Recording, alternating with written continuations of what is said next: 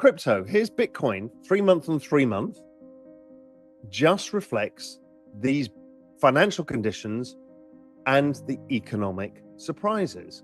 So the economy is weaker, financial conditions were strong in the past, and Bitcoin has already priced in the entire thing. So the damage has been done.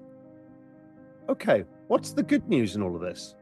The good news is the financial conditions index, which is the dollar, rates, and oil, is rebounding like crazy. Strong conditions lay ahead. The economic surprises index is not finished going down yet. It will go down a bit further. Maybe the Fed will be able to cut in April. I've been saying this forever. This is the entire game. That's what they're trying to do. Economic surprises should be weaker. Then we're going to rebound, and the back end, the next part of the year is going to be very strong. Bitcoin priced it in early. As the business cycle recovers, the setup for a stronger second half of the market cycle is falling into place. That's the latest message from Real Vision CEO Raul Pal. After months of steady gains, Bitcoin's sudden drop has investors wondering if the rally is over or if this is just one of those usual corrections that tend to happen during bull markets. Altcoins have been hit even harder, with many seeing steep losses. The mood across the market has changed quickly. What felt like confidence has turned into caution. With the US dollar gaining strength, money getting tighter, and recession fears growing, volatile investments like crypto are feeling the pressure. Some traders are already bracing for a deeper correction. There's growing concern that the Federal Reserve is taking too long to lower interest rates, which could keep weighing on Bitcoin and other crypto assets. Online, panic is spreading, and plenty of people are saying the bull run is already done. But not everyone sees it that way. Raul Pal sees the recent drop as part of a normal cycle. He compares it to what happened in 2017, saying Bitcoin has already reacted to earlier economic changes and is now just waiting for the next round of money to flow into the system. According to him, things like inflation are calming down, financial pressure is easing, and the Fed might soon be in a position to lower rates. If that plays out, this dip could turn out to be more of a pause than an ending, possibly setting up for another big move upward. Make sure to stick around until the end of the video as Raul Pal explains why this dip might not be as bad as it looks. Also guys, only a small percentage of my viewers subscribe. If you enjoy staying updated with finance content, consider subscribing or liking the video. It's free, and you can always change your mind. Now here's Raul Pal with his latest Bitcoin outlook. What I have been saying for a long time now is the strength of the dollar. This is the dollar inverted in pink. The strength of the dollar after Trump got elected leads by 2 months the economy and financial conditions. As Trump was clearly going to start winning, the dollar started rallying. Oh my God, tariffs. Oh my God, whatever it was.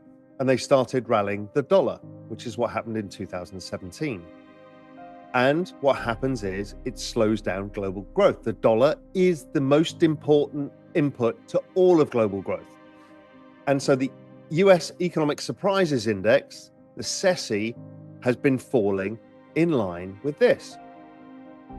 Twitter, meanwhile, loses its collective shit and says, we're going into recession, it's terrible. Scott Bessent told us to. A, Scott was a Global Macro Investor subscriber for a long time. And B, it's not a fucking recession. It is a weak patch in data driven by financial conditions that tightened last quarter. If you look at it going forwards, on a forwards basis, it's been easing fast. So we will see the economy weak this quarter, and then it will start to strengthen from a weaker base. This is not a recession. Don't be ridiculous. This is what happened last time Trump got elected in 2017. Exactly the same reaction by financial markets and exactly the same outcome. Economic data weakened, the DXY had strengthened, then it began to weaken, and economic data followed it, and we got a big boom, and we will see very similar. The dollar drives things like the ISM survey, or this is the services PMI. Services PMI was weak. Everyone's like, we're going into recession. The services PMI is weak. We're all fucked. Really, all it's doing is following the dollar. And the dollar is leading and says it will bounce, so it will bounce. And then crypto. Here's Bitcoin, 3 month on 3 month, just reflects these financial conditions and the economic surprises. So the economy is weaker, financial conditions were strong in the past, and Bitcoin has already priced in the entire thing. So the damage has been done. Okay, what's the good news in all of this?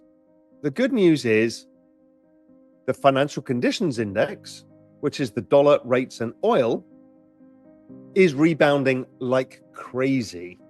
Strong conditions lay ahead. The economic surprises index is not finished going down yet. It will go down a bit further. Maybe the Fed will be able to cut in April or March. No, it's March now. April or May, whatever it is.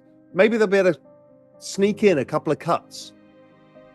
If we see the trueflation index, inflation has been falling off a cliff. I think the Fed get cover to cut, which is what they want because they need to roll the debt. The everything code, if you haven't seen it, A, ask the Raoul bot about it. B, watch the videos on it. They need to get rates down so they can roll the debt at roughly around trend rate of GDP growth. So they need to get interest rates down to 3% or lower. Guess what? The Fed today, where do they think interest rates will be? 3%. Where do they think economic growth will be? Around 3%. I've been saying this forever. This is the entire game. That's what they're trying to do. Economic surprises should be weaker. Then we're going to rebound on the back end. The next part of the year is going to be very strong. 2017, those of you remember, was an amazing year. And I think we'll see something very similar. Bitcoin priced in those financial conditions, which were leading by 3 months. Bitcoin's already priced it all in. So it's the worst news is in. My guess, probably up only. The chart you all care about that we came up with and every fucker in the world has copied, Global M2, 10-week lead versus Bitcoin. It's worked perfectly.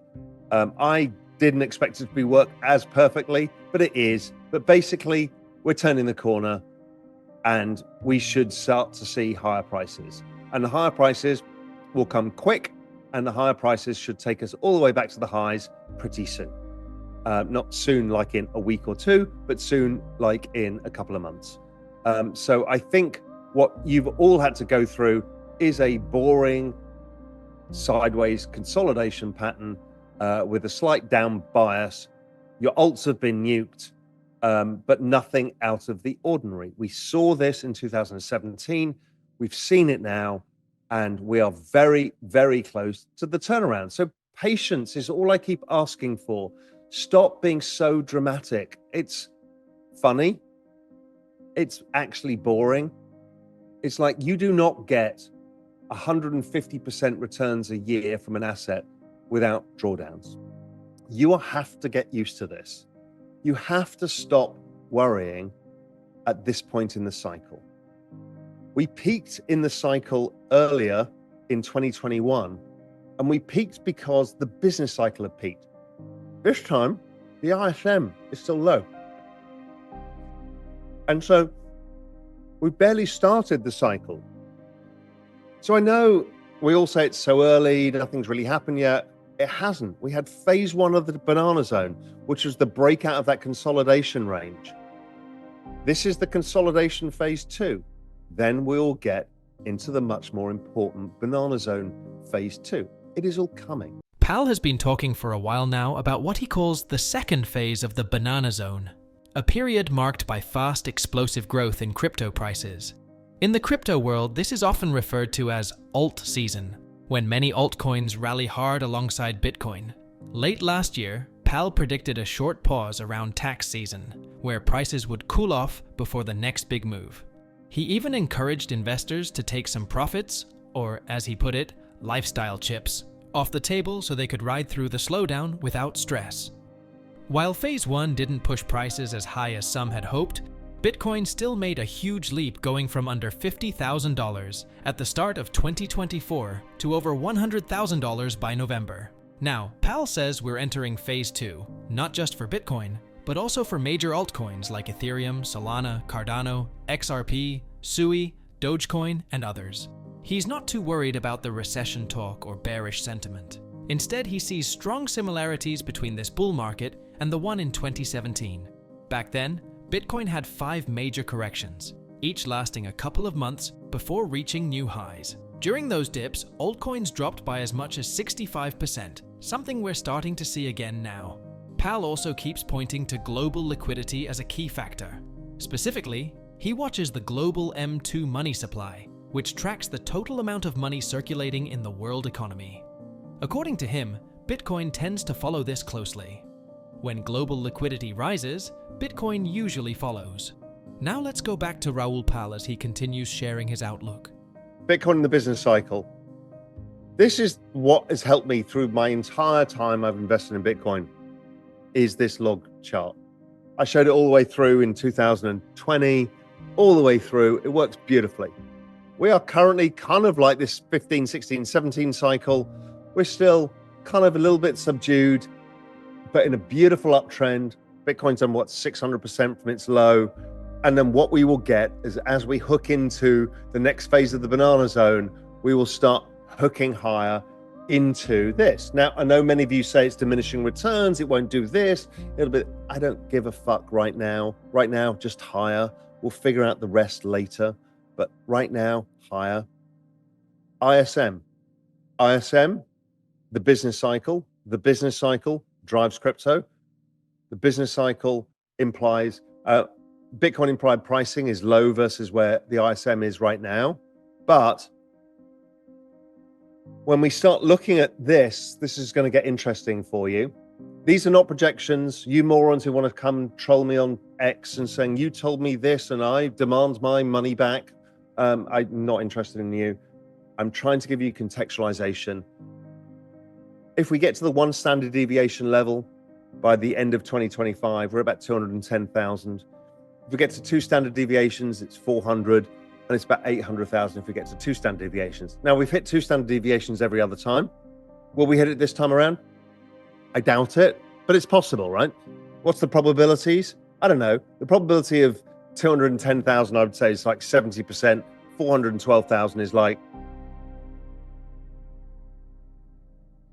40, 35%. 800,000, I don't know, 20%, 15%. But that's kind of the rough idea. And again, these are not predictions, they're contextualization. But when we look at the ISM pricing, ISM we know is bottoming. It is just coming up from 50. And if you see the ISM in black here, it's cyclical. That's why it's called the business cycle. And it tends to get to somewhere between 55 and 60 something. So at this point, we've got Trump, tax cuts, we've got tariffs, we've got a confusing picture, but at worst, it should get to about 56. 57.6, well, that would put Bitcoin up here, and that would put the ISM, if we got a full cycle, it would put it at 63. So those go back here. So only to get an ISM of 57.6, which would be very subdued, it would give us 412,000. If we were to see an ISM hit, let's go back to this one, hit 63, which is not uncommon, we get to 800,000. Okay, so you can now see the strength of the business cycle drives it. The strength of the business cycle has been driven always by the financial conditions beforehand. So when we look at the financial conditions, policy, liquidity, leading indicators, it's already saying that the ISM should get to 56.2. Let's go back to this. 56.2, well, that was this one, roughly. That's saying, well, financial conditions alone tell us we should be getting Bitcoin over, let's say, 300,000. Okay, now, is that my prediction? No, it's not a prediction. It's like a contextualization of understanding of how this could play out. Bitcoin ISM. So you can see this, the ISM above 50, which is where we've just started here. That is when we get the acceleration phase, the banana zone. Where's my fucking banana zone? You guys are morons. You're like worried about the next 2 weeks when what we're talking about is the process over a year. So the banana zone, we started the banana zone, we're in the corrective part of the banana zone, the phase 1 correction, then we go to the next bit. But this whole ISM above 50, a growing business cycle, is what drives it. Then when ISM peaks is when crypto prices peak. We are nowhere near peaking. So we barely started. So you all need to relax. Again, the ISM leads altcoin season. Altcoin season is never going to happen again. All of these pundits on Twitter, it's only because of the ETF. We're never going to see altcoin season again. It's all utter fucking bullshit. It will happen. To get a sense of where Bitcoin might be headed, Raul Pal focuses on the ISM, an index that reflects the state of the United States business cycle. According to him, the movement of this cycle tends to affect how crypto performs. When the ISM begins to rise, Bitcoin and altcoins usually start gaining momentum. Right now, the ISM is just beginning to turn upward, and based on how Bitcoin has behaved in the past, Pal believes the coming year could bring massive gains. He is not offering precise price targets, but he does outline a few possible outcomes drawn from earlier market cycles. If the ISM reaches a moderate level of around 57, Bitcoin could rise to about $400,000. If the cycle becomes even stronger and pushes higher, $800,000 is within range, although that outcome seems less likely. The scenario he sees as most probable is Bitcoin reaching around $210,000 by the end of 2025, with about a 70% chance of that happening based on current trends. For Pal, the key point is that this cycle is still in its early stages. He believes we are only at the beginning of what he calls the banana zone, and that the recent correction is just part of the usual pattern before the next move higher. The full growth period, in his view, has not even begun. He also strongly disagrees with the claim that altcoin season is over, calling it false. As he sees it, the same business cycle that influences Bitcoin will eventually lift altcoins as well, especially if the ISM continues to rise. In his opinion, the belief that only exchange-traded funds matter and that altcoins are done simply does not reflect how these cycles work. In short, Pal's message is to zoom out. The economic cycle is just starting to pick up, and based on how things have played out in the past, the strongest phase of the crypto rally may still be ahead. Anyway, guys, before we go, if you want to stay most up to date on the crypto and Bitcoin world, subscribe to my daily 5-minute crypto newsletter. It's a concise resource for the latest expert predictions, breaking news, and top-on-chain analysis trusted by over 50,000 subscribers for insightful crypto investment information. Don't miss out on the opportunity to stay informed in the crypto market. The link is in the description below. I hope you all enjoyed today's video and that it gave you some value. I'll see you all at the next one, and as always, all the best.